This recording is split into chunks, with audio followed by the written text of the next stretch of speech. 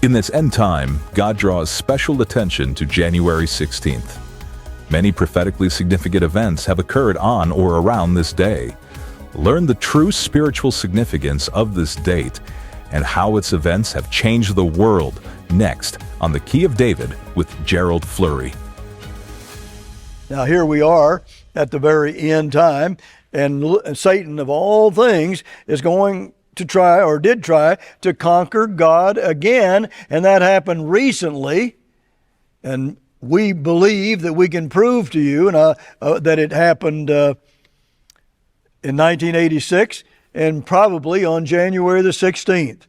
If you read and request my book on Malachi's message and read and study it, you'll see how that all happened. And also we have a big thick book on raising the ruins that my son wrote, and it also explains this to you, how it all happened.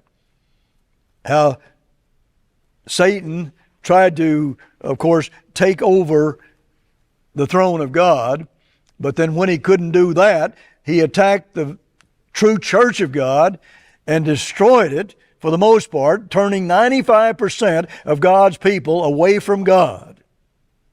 Now that's how powerful this being is, and yet people scoff at the devil today. Can you imagine that? This is in your own Bible. These are not my words. These are the words of God. That's my father from 7-8 years ago on this very program, talking about Revelation 12.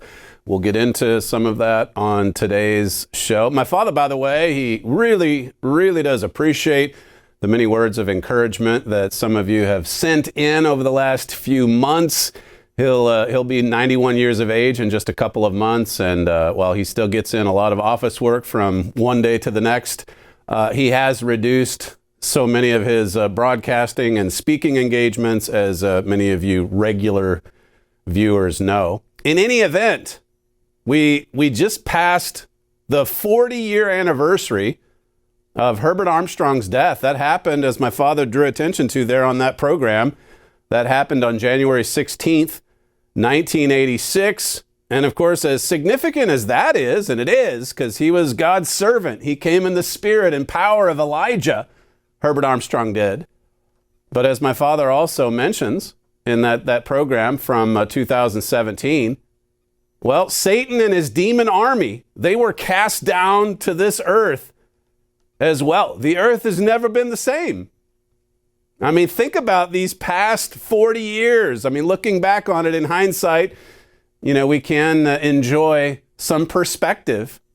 What a world we're living in today. And when you compare it to 1985, 1986, we've drawn attention to this in so much of our literature, so many of our writings.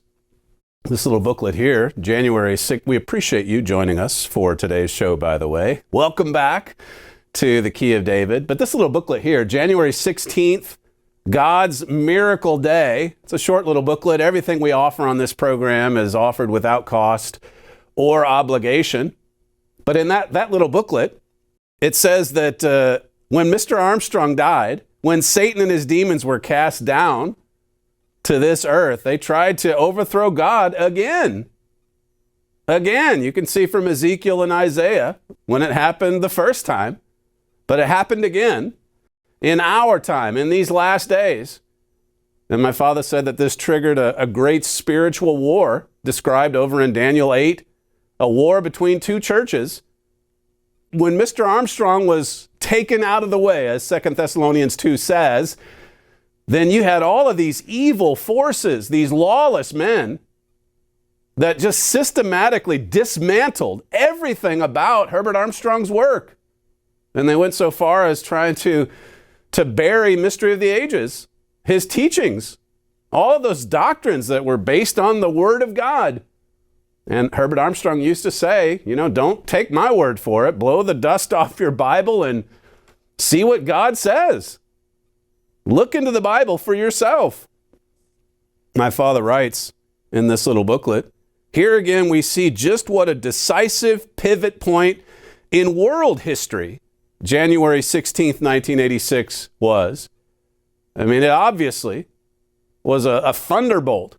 It was earth-shaking in the way that it impacted God's church.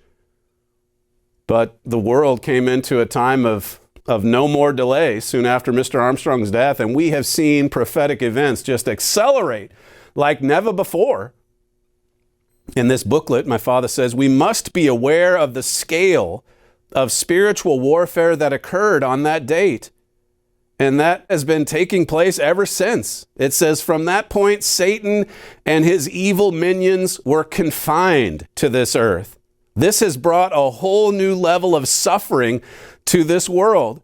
Satan was already being worshiped on earth, but now it's even worse. And that's what we're going to talk about today, just how much worse the world is. Just a generation or two on from Herbert Armstrong's death. Now, there are some preachers that would tell you, oh, everything's getting better. Yeah, we're in the midst of a revival. We're becoming more spiritual. But look at the facts. Take a cold, hard look at the facts and just compare the world of today. Herbert Armstrong used to say, look, I was born in the late 1800s. He lived almost a century. He was born in the horse and buggy age. And carried on with his 57-year ministry right through to the space age. Well, look at the world compared to 1986. He said, look at the past century and consider the paradox. All of this technological advancement, all of this progress, and yet evil's accelerating. It's just been worse, so much worse in the last 40 years since his death. In another booklet, this one's called Overcoming Satan. We want to offer or draw attention to both of these little booklets on today's program. You can get all of the literature we offer at no cost or obligation. Just call our operators today and request Overcoming Satan. In that booklet, my father says, this world changed dramatically since Herbert Armstrong died. Everything indicates that Satan was cast down around that time, and now this world is on a downhill plunge to destruction. Now that's the truth. It's not a popular message, but we are on a downhill plunge to destruction. The last piece of literature I'll draw your attention to, this one we've offered before, America Under Attack.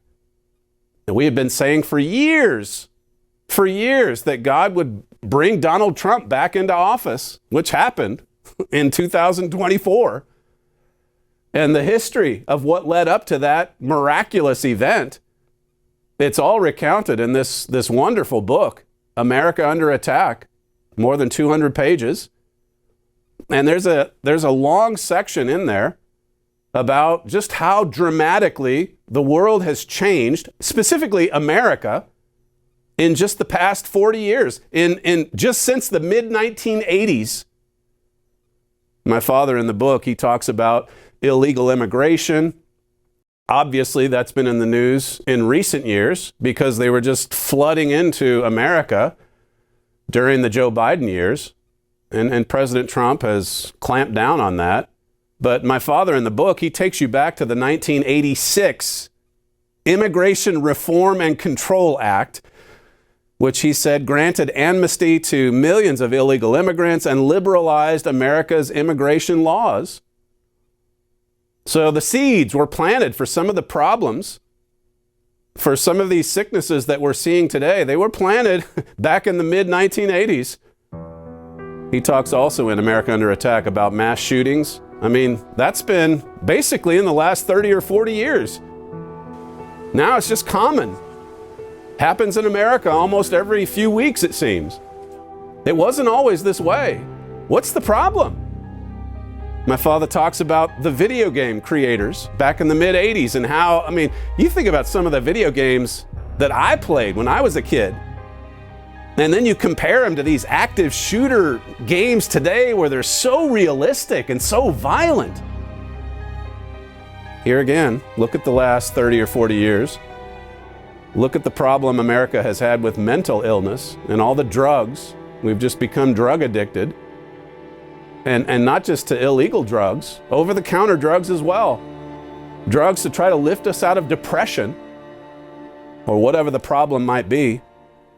My father writes in 1986, drug cartels opened a new drug pipeline between Colombia's cocaine fields and America's inner cities. And drug taking has just skyrocketed since. Here again, this has been an ongoing battle that American authorities have had. And so many Americans dying every year. I mean, this is a sickness. These are curses. And they've been getting worse over the past 40 years. That's the truth. It says here, before 1986, such a drugged state in our country would have been unbelievable. You can start turning over to Isaiah 1. We'll look at some scriptures here in a moment. But my father says, our lurch toward lawlessness and evil can be traced back to a turning point in the mid-1980s. That's because Satan and his demons were cast down at that time and thereafter intensified their attack on America. Satan and his demons cast down. It's talked about in this book, America Under Attack. Make sure you call our operators today. Order this book, and also January 16, God's Miracle Day, and then the little booklet, Overcoming Satan. But here in Isaiah 1, it talks about a sickness that has set in the Israelite nations of today, including America. And God says through the prophet here, ah, sinful nation, a people laden with iniquity, a seed of evildoers, children that are corrupters, they have forsaken the Lord. They have provoked the Holy One of Israel unto anger. They are gone away backward.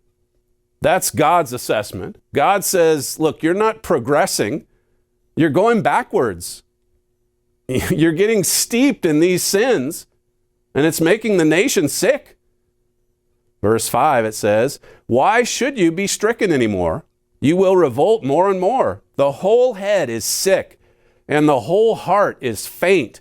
From the sole of the foot even unto the head, there is no soundness in it, but wounds and bruises and putrefying sores. They have not been closed, neither bound up, neither mollified with ointment. I mean, the sickness just gets worse and worse and worse. And I just gave you one short list, but you could add 10, 12, 13, 14 more points to it. The health of our nation, it's not good. Verse 9, he says, the show of their countenance does witness against them, and they declare their sin as Sodom. They hide it not. You should do a word study on Sodom and Gomorrah and see how many times it's referred to in the Bible. I mean, you probably know about the account in Genesis 19, but why does God keep coming back to it and telling us, make sure you learn the lesson? The lesson from Sodom and Gomorrah. They declared their sin. They were proud of their sinful living. Verse 10 says, hear the word of the Eternal, you rulers of Sodom. Give ear unto the law of our God, you people of Gomorrah. So God refers to the leaders as well as the people. I mean, both. I mean, the head is sick. The whole body is sick. And we've seen that sickness really set in and spread over the last 40 years. An event, this is my father writing back in 2013. It was in the Trumpet magazine, and you can subscribe to that.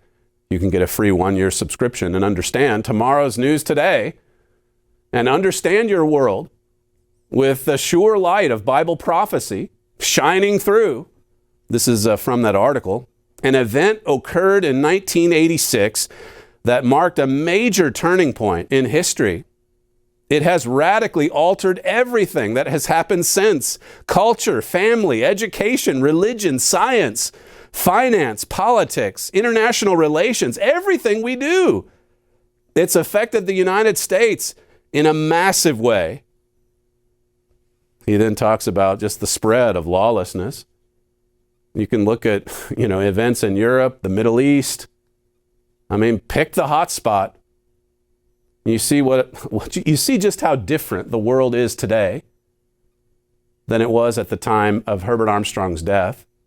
This next clip I have for you, it's a pastor by the name of Che Ahn. He's in Southern California. He was at a rally just before President Trump was reelected in October of 2024. That's when the rally was. The election was in November. But this is a rally before the presidential election. And in this clip, and he said it before 400,000 people, and he's talking in this clip about Herbert Armstrong and about how they worked, they prayed for God to get rid of Mr. Armstrong, to just take him out of the way. This is from October 2024, clip 2. He has been a prophet in my life for 42 years. And whenever he speaks to me to make a decree, things happen. I'll never forget when he spoke to me, we need to bind the principality behind a cult that was headquartered in our city. And I remember we had a solemn assembly with around 300 people praying, and we bound that spirit.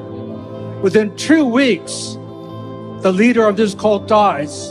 And Lou comes running into the prayer room with the front page of the LA Times saying, "Jay, we just killed Armstrong." I said, "Lou, he was 91 years old. I think he died of old age." But 6 months later, his successor dies. And then the third successor gets born again, radically saved.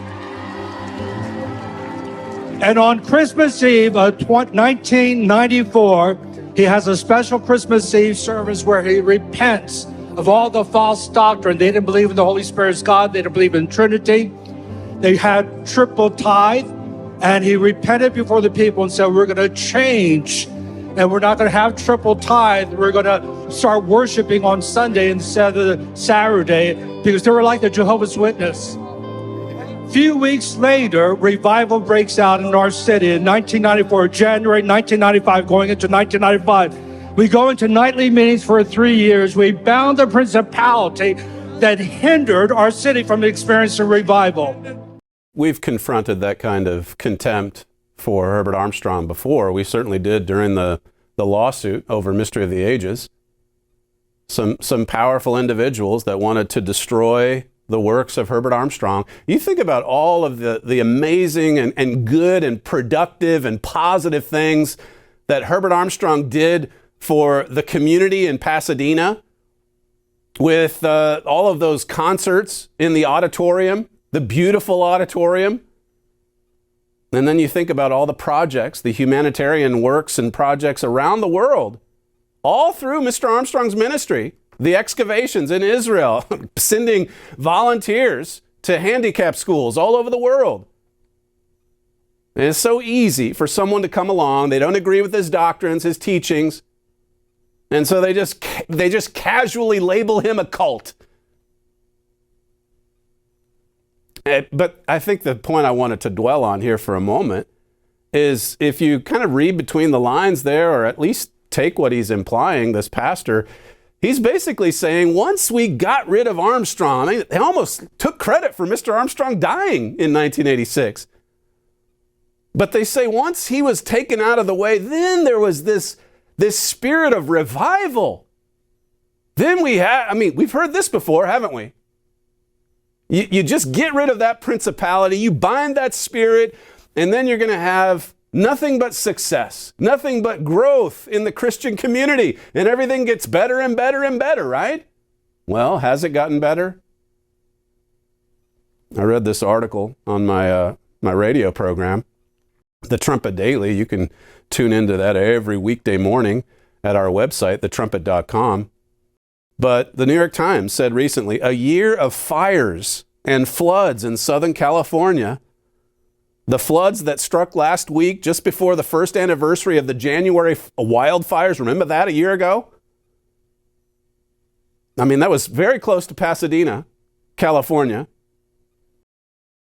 The first weeks brought devastating fires to Southern California, and the last delivered terrible floods. If you look at some of the costliest so-called natural disasters in California's history, I mean, the biggest one happened, as it were, on January 17th, back in 1994. $40 billion in damage. I mean, just look at weather upsets as another example that you can put in that list that's covered in America Under Attack. The top 10 costliest earthquakes in California's history, all but one of them have happened after 1986? Why is it intensifying?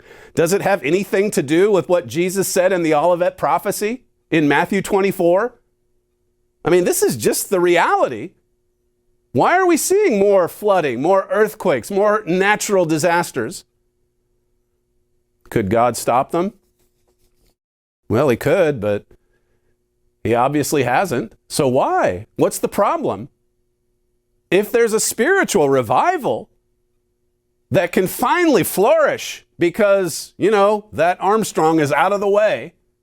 I mean, what a thing to joke about. We finally killed Armstrong. As I say, that same spirit, it came through loud and clear in the fight for Mystery of the Ages. And where does that come from? Revelation 12 and verse 7, it says, "And there was a war in heaven. Michael and his angels fought against the dragon, and the dragon fought and his angels, and prevailed not, neither was their place found any more in heaven. And the great dragon was cast out, that old serpent called the devil and Satan, which deceives the whole world. He was cast out into the earth, and his angels were cast out with him." Cast out into this earth. He's now confined to this earth. I mean, Satan was the god of this world before 1986. But now he's confined to the surface of this earth, as are the demons in the four horsemen of the apocalypse. My father says, when Mr. Armstrong died, it was a great turning point in this world and in God's church. The whole world must come to see that. The whole world must come to see this. Satan, no doubt, was then cast to the earth. Satan's own wrath greatly intensified the world's problems. I mean, look at what has happened. I mean, before 1986, you basically had these two world powers, the United States, the USSR, and so much of the conflict that went on for decades. It sprung from those two world powers. And then not long after Mr. Armstrong died, I mean, the wall came down and the Soviet Union blew up, and now you've got the emergence of the Holy Roman Empire in Europe. And by the way, Mr. Armstrong, he talked about the seventh and final resurrection of the Holy Roman Empire, spearheaded by Germany. He said that there would be political union, and then economic union, and then finally military union. And we're seeing it. I talked about a headline from a few weeks ago saying that Germany's building a war machine. It's exactly what Herbert Armstrong, it was his forecast for decades. That cleared the way. Some of those dramatic, earth-shaking events in the late 1980s, the early 1990s, clears the way for the Holy Roman Empire. This church, the Philadelphia Church of God, starts in early 1990 or late 1989. And just a couple years in, I mean, we were telling you about the prophesied king of the South, radical Islam, headed up by Iran. You put that signature prophecy together with the prophecy about the Holy Roman Empire. We've seen the emergence of China. Russia's regained so much of its power because of Vladimir Putin. And of course, that fits right in with the prophecy about the kings of the East. Prophecies are accelerating. Verse 13, it says, "And when the dragon saw that he was cast unto the earth, he persecuted the woman which brought forth the man-child." So we lived through this history. We saw the spiritual abomination of desolation that happened as soon as Herbert Armstrong died. There were these Laodicean ministers that went right to work, destroying his work, destroying that headquarters campus, destroying the many works, the many blessings that church had offered to youths with youth camps and every other kind of program you could imagine. It was just a wonderful blessing and benefit for so many hundreds of thousands of people. And then a few men come along and destroy everything. And then they talk like Mr. Armstrong was the problem. What have they done? What are their works? What have been their fruits? in the January 16 booklet, my father says, again and again, God is calling our attention back to the pivotal date of January 16. He's performed so many miracles on this date, and so many of the most tragic curses on Israel have happened on this date as well. Just step back for a moment and think about how much this world has changed over the course of 40 years. We're witnessing the rise of Germany and the Holy Roman Empire, as I said, the King of the South, radical Islam in the Middle East, the rise of China. We've seen how much damage the radical left, the communist left, has done at home here in America and in Britain as well. We're seeing division and strife like never before in the cities of America. Things you couldn't imagine. Mayors or governors saying in 1985 or 86, now just defiantly fighting against President Trump or fighting against programs they don't like. We're seeing a lot of racial conflict and division as well. In this booklet, Overcoming Satan, again, these two, January 16, God's Miracle Day, Overcoming Satan, and then don't forget America Under Attack if you haven't received a copy of that. It says, if God did so much to help Daniel fight against Satan while this revelation was being revealed, what kind of battle do you think we will face as God opens our minds to actually understand and proclaim this message? I mean, we have to confront the devil and his influence and this demon army. The devil is a destroyer. He destroys everything in his path. This booklet will give you some great admonition. Overcoming Satan. Yes, we've got to overcome our adversary, the devil. That's all we have time for on today's show. Sadly, it's gone by much too fast. Don't forget the two booklets, America Under Attack as well. You're listening to Stephen Flurry, and this is The Key of David. We'll see you next time. All of our literature is available free of charge at no cost or obligation to you. Request your free booklets, January 16th, God's Miracle Day, America Under Attack, and Overcoming Satan. Order now. The preceding program was a paid presentation of The Key of David, brought to you by the Philadelphia Church of God.